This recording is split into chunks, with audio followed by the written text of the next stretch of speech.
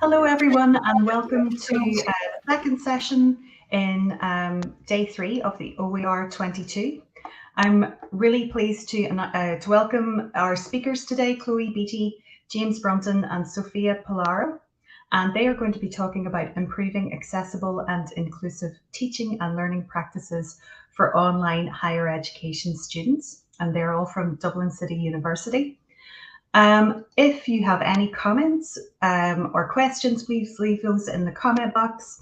And without further ado, I'm going to hand over to our speakers for our session. Thank you very much.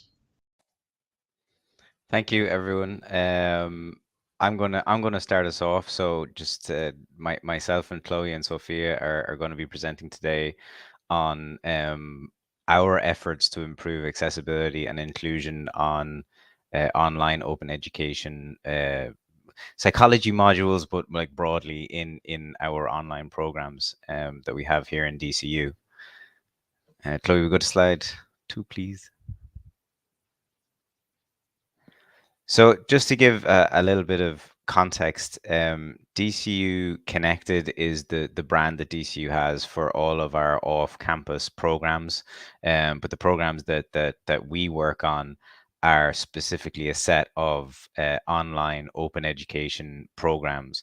So built on a kind of traditional open education access philosophy. Anyone over the age of 23 to date has been able to just come along and apply for a place and get a place on one of our programs. Students between 18 and 22, there's minimal entry requirements. So a very open access policy, with a strong kind of widening participation remit. So our programs are not, they are designed as off-campus online programs. They were previously kind of traditional distance education programs. So not lecture based, not, sort of built to be online. Students, when they come in, the model is, that they study online learning materials that we create or that we curate from open educational resources. They interact with each other and the teaching staff in discussion forums, and then they have periodic online classes. So it's that kind of fully online model. In terms of accessibility and inclusion, up until this academic year, we would have said that we had a good understanding of universal design for learning principles.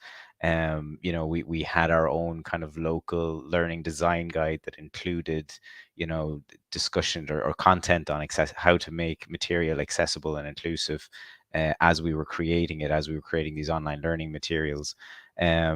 And within the institution, as kind of accessibility tools were introduced, we were always putting ourselves forward as a guinea pig because we have so much online content. We wanted to know what aren't we doing right, what do we need to fix. And the accessibility tools usually gave us a really good score, and then maybe just highlighted some things that needed updating or needed fixing. We did need to fix, we didn't have good alt text for images and figures and things like that when these tools came along first, and we learned from that and we fixed that. We had kind of an established way of supporting students that are registered with our disability and learning support service in the university.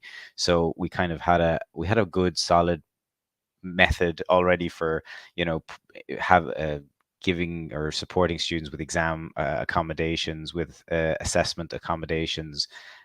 We would sort of try to be as proactive as possible in terms of contacting those students at the start of the year and making sure they know who they can contact, and that they can contact us if their registered conditions or impairments were causing them to not be able to get their assignments done on time, that kind of thing. And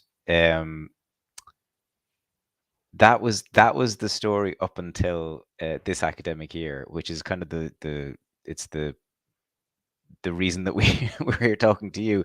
Is in the first part of this academic year, we ran into some issues where we realized we had to take a step back and reflect and look a bit more at what we were doing and how we were doing it. So I'll hand over to Sophia for this slide.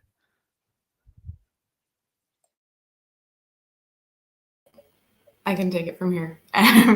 Thanks, James. Yeah, so as James was saying, we did have a good understanding of UDL principles, and we did have a good communication system with the support systems available in DCU for our students with registered conditions or impairments.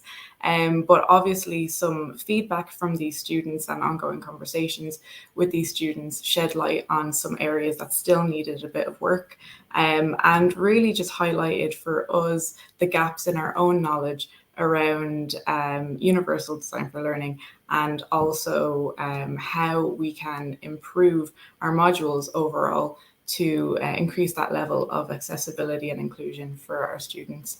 In terms of what James was saying, we already did have a good understanding of alt text, and using alt text, we made sure that all of the videos that we provided had subtitles.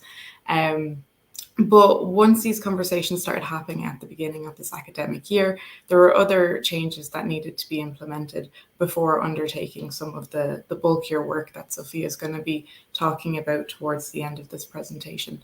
So some of the implemented changes that we did is we created kind of a handbook for our teaching staff around accessible and inclusive online learning experiences for the students. We included far more information around UDL in this sort of handbook, even though a lot of the staff who would have started with us would have been provided kind of introductory training when they started working with the DCU connected programs. So in this handbook, we looked at inclusive teaching practices. So for example, most of our contact hours with the students are via Zoom. So in terms of making the Zoom room inclusive, obviously you want to be turning on those closed captions for students with any hearing impairments, but also just to allow multiple ways for the students to engage during the Zoom tutorial. So if you are asking students to put stuff in a chat box, make sure that you also allow for the opportunity to have an oral discussion about it, or perhaps maybe throw up the Blackboard for them to write on as well, so that there's always various ways that they can engage during class time. And then in terms of the asynchronous material, how can we make that more inclusive? And how many ways can we get them to engage in terms of the asynchronous stuff? And again, that kind of leads into what Sophia is going to be talking about later on. But developing accessible documents, so all the kind of basic stuff around how to ensure that your Microsoft Word documents are accessible, that your PowerPoints are accessible, and PDFs as well, because we would use a lot of PDFs with the students in the modules. And again, all of this stuff is going to be created by the teaching staff themselves, as opposed to the learning materials that are already been provided. And that would have been kind of new information for these staff members. Loop is our virtual learning environment. So how can we create accessible content in Loop? And again, as I said there about Zoom. And the last part there in the handbook is just supporting students on the autism spectrum. And for this, we got a staff training from our OT in DCU. So there's a little image there of our training with our OT. And again, these are just little changes that we were implementing throughout the year to try and incorporate the informal feedback that we were receiving from the students as a way to support our students while we were undertaking this research project as well. So that brings us to the current study, and I'll pass over to Sophia for this. Thank you, Chloe. So as James and Chloe have outlined, there were a number of aspects within our modules that were really pointed out to us from our students in form of feedback. And this is where our current study stemmed from. The feedback was really spontaneous from our students, and it was, as some aspect of it already been mentioned there, but one of the issues that was outlined or pointed out to us was an issue around assistive technology not being compatible with some of the features, for example, on Zoom, or rather the way we were using Zoom was not compatible with those assistive technology, meaning that some students were really left out or were not able to fully participate in the synchronous activities.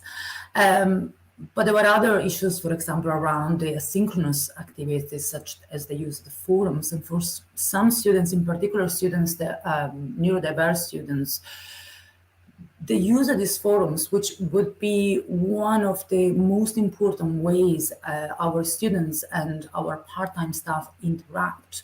For these students, using these forums would be too overwhelming. The amount of information shared of these forums would be too much, and also the way it would be organized within them would be too much. And another thing that would be pointed out to us was around the way certain activities would be structured, or even how much structure these students were looking for or needing. So this then led us to pause and reflect really on the way, on our ways, and really question what we were doing. And our first step was really that then design the study and go look for further feedback in the form of interviews and focus groups. So we conducted a number of interviews with our students, with our staff, and also with member of staff that we might call friends within the university. So staff from DLSS, for example, or other stakeholders that would be able to help us in the current study. And the way that we see then the stakeholders is really as co-designers of the online learning material, of the structure, and of the programs as well.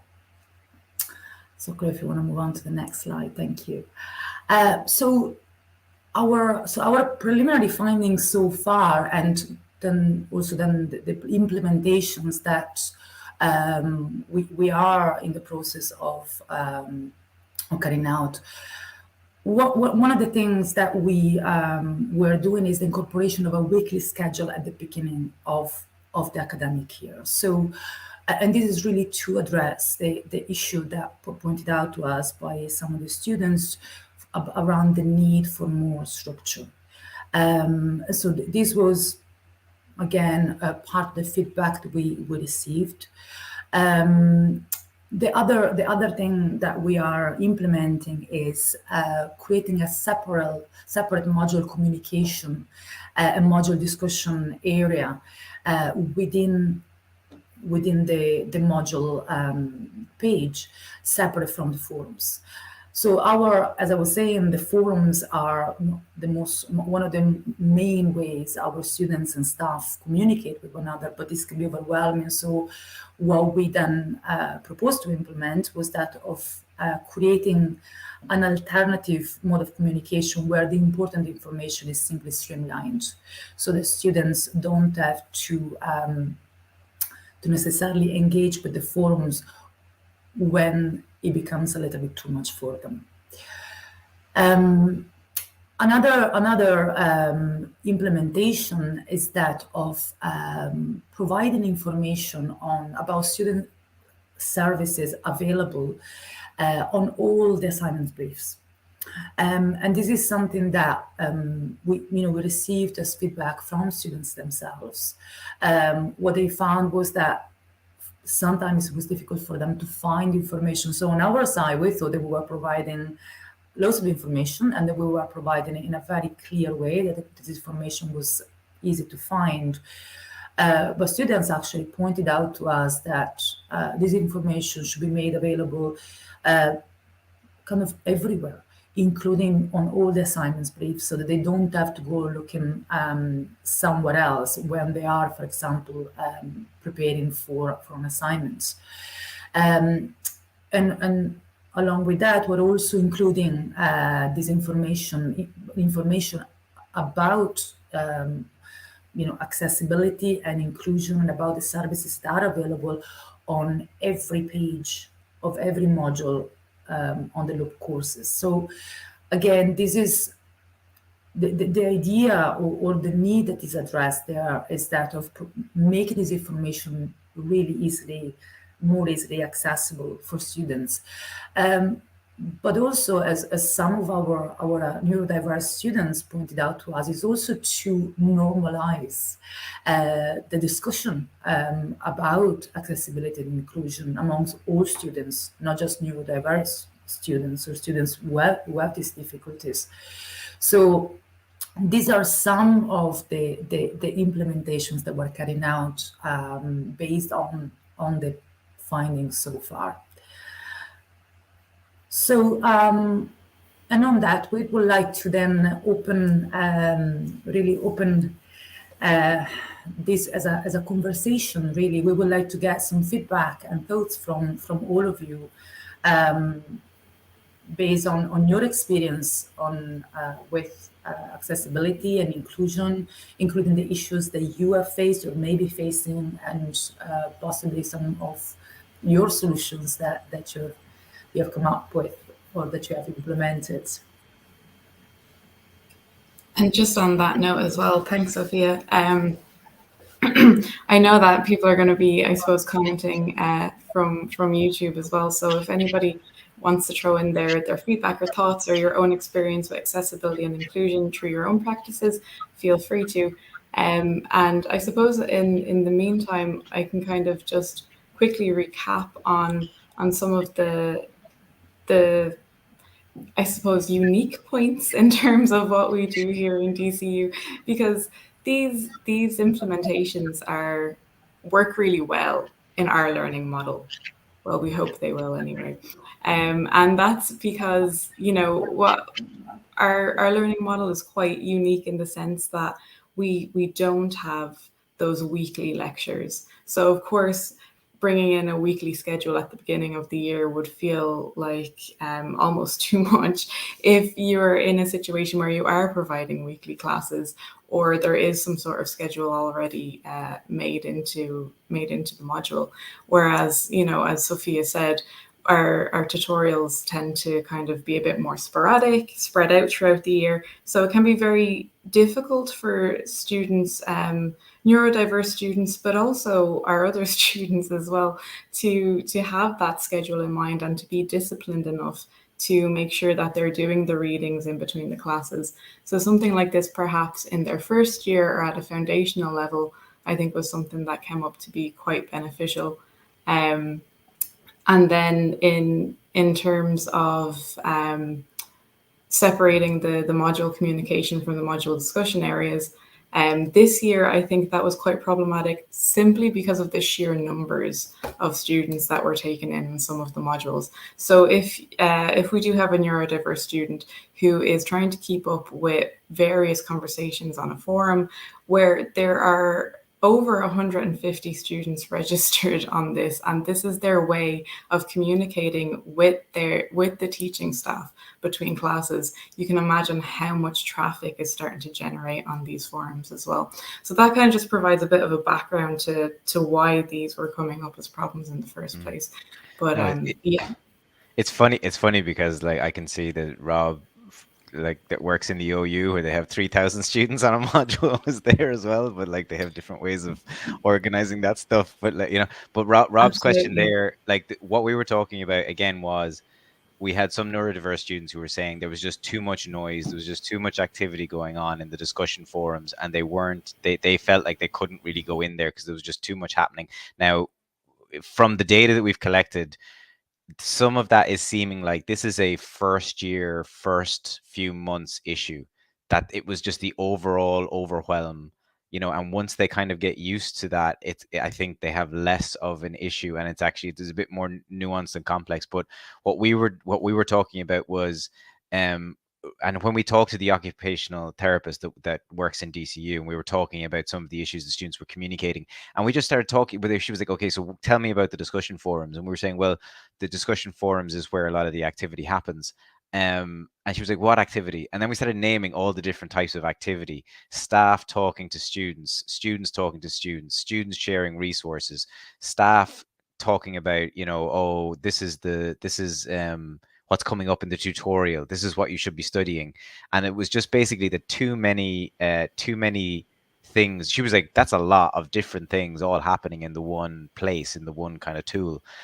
So we started thinking about that. And one of the things the students were saying was, if they remember that there was some information communicated about the progress of the module, it's somewhere in the discussion forum, but then they're spending time going through different posts trying to find it. So what we were saying was that we would try to take out these sort of communications about what is happening in the module, and we were going to put that more in the announcements forum. The students can't reply to those, so it would be easier to go there and see this is what's going on, without having to go into the discussion forum where there's all sorts of different discussions happening.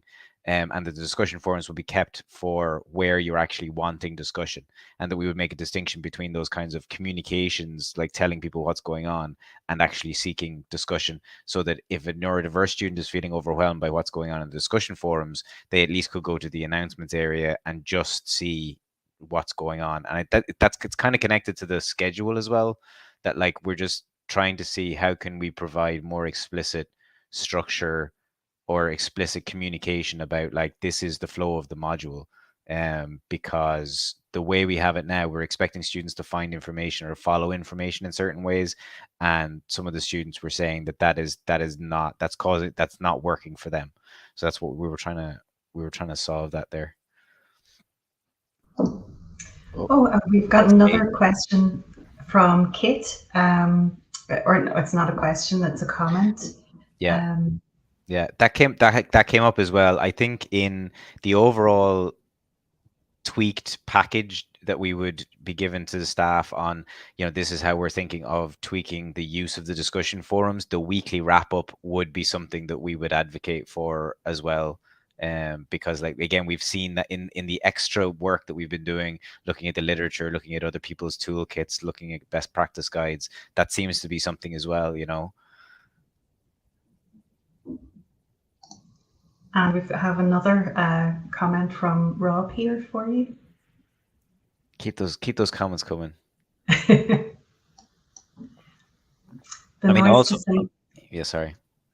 noise to signal concept is interesting, probably a good principle for all learners. I had a question about the structure, and I was just wondering, did that comment about structure come up in other aspects of online learning, or was it just about the communication and the forums? The structure was a neurodiverse student who needs to have a sense of a lot of organization for where they're going. They wanted more of that, and in the past, we've taken more of an approach of trying to give the students all the tools and then trying to get them to do it themselves. And it used to be part of a first assignment, but that's kind of gone over time.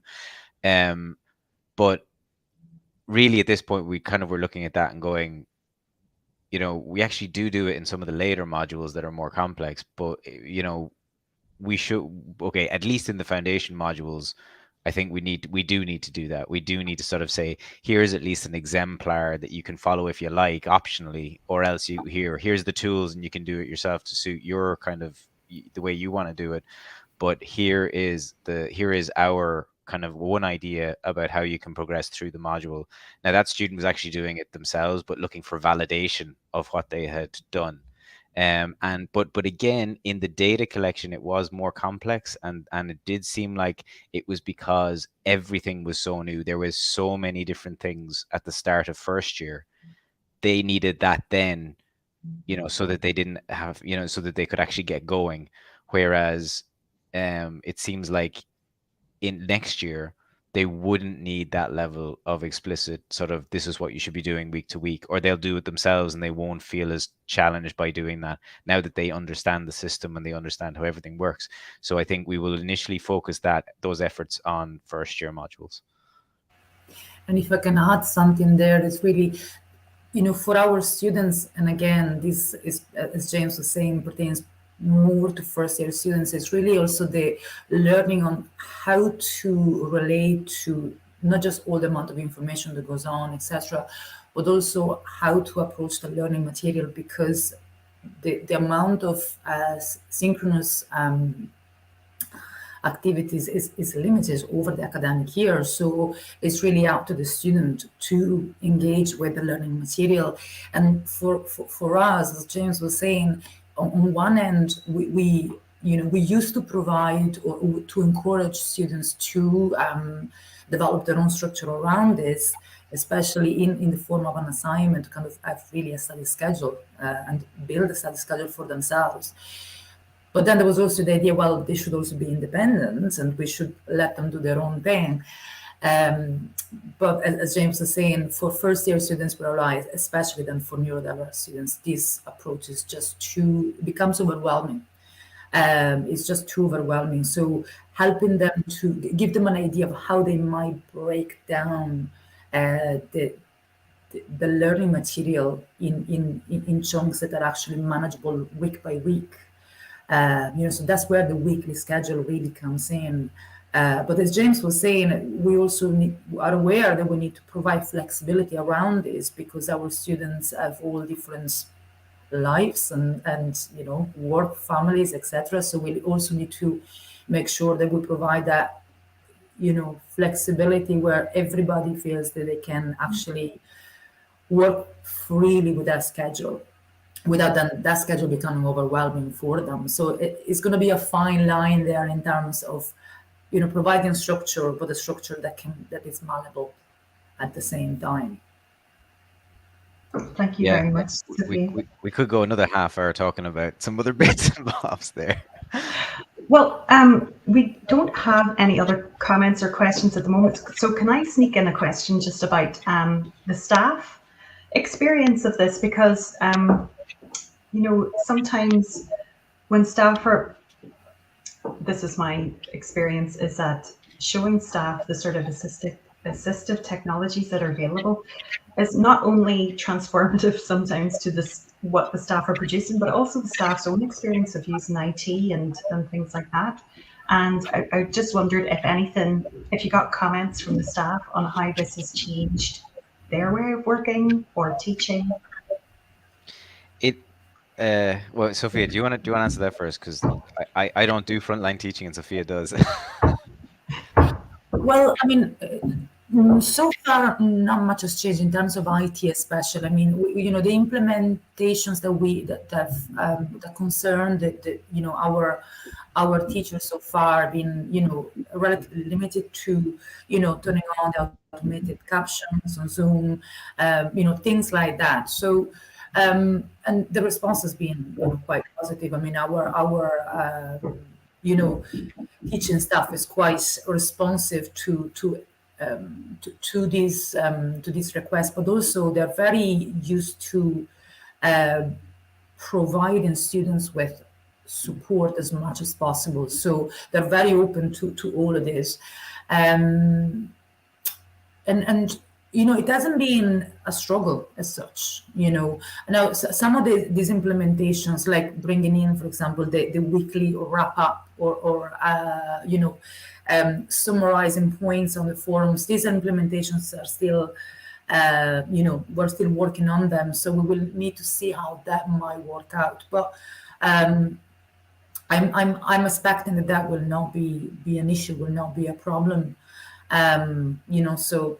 Yeah, James, I don't know if you I think there's, for me, I'm seeing less things around technology. I mean, we were already sort of like advanced users of Zoom background settings, like really getting in there. It was like, what causes problems if you turn this on? How do you need to have everything set up to have the recording come out the way you want it with the transcript and everything? But for me, it's been more about, for myself, and I've seen it with others, in terms of challenging some aspects of our mindset, even first, like I've been sold on UDL for years, but still, you're going through the UDL course and it's kind of like, okay, why were we resisting giving exemplar essays, or giving exemplar example? Like, for, we had some pedagogical argument for X, Y, or Z, but when you go full tilt and look at what UDL is recommending doing that. And it's kind of like, okay, well, let's take a step back and try and examine what pedagogical assumption that is coming, the resistance to that was coming from, and again, like even some of the stuff we were talking about, we resisted giving a week by week example. Now, again, it's because of the flexibility. It's because of, you could study in different ways, but, at a point you have to go, we're going to have to drop that idea and maybe just go with what the UDL advice is saying, and take that as the way to go. So I think for a couple of people, like people struggle with, if we're saying we're going to give additional direction, like how much direction is too much direction? How much direction is not allowing the student to do X, Y, and Z? Like trying to find that, trying to feel comfortable in there. And this is a world where there's no black and white. It's not black and white. It's just a world of gray. But it's learning to be comfortable in there, and just keep doing our best. And I think that's a great place to end the session. I just want to thank our presenters today, Sophia, James, and Chloe. Chloe was having some her connection drops. IT issues. Yeah, so we lost her at the end, but please thank Chloe as well. And I want to thank everyone for your questions, and you can continue the chat on Discord server. But for now, that is us for this session. So sorry. Thank you so much, Sophia and James. Thanks, everyone.